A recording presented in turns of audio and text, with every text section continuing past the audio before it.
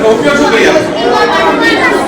કોઈ પણ પ્રવાહી છે પીવા માટેનો ઉપયોગ આપણે તમને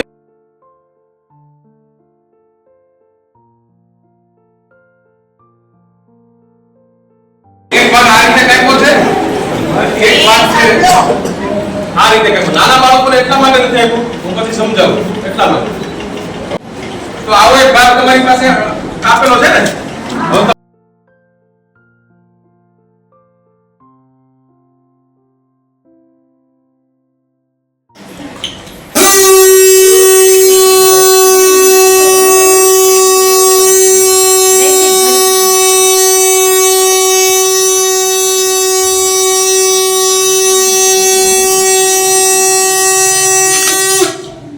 શું થયું? સિસોટી વાળી કંપન, ધ્રુજારી, અને અંગ્રેજીમાં શું કહેવાય છે ને? વાઇબ્રેશન.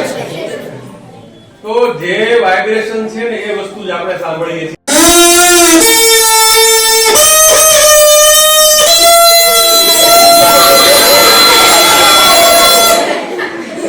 એમાં વિજ્ઞાન છે.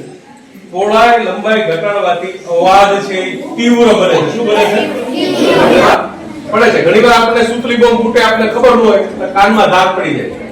એની પાછળનું કારણ વિજ્ઞાન છે કે ભાઈ જે સૂતલી બોમ્બ ફૂટે છે એનો જે અવાજ છે, જે વાઇબ્રેશન છે, વધારે વારનું વાઇબ્રેશન છે, જેને કારણે આપણી કાનની ક્ષમતા નથી ને આપણે કાનમાં ધાક પડી જાય.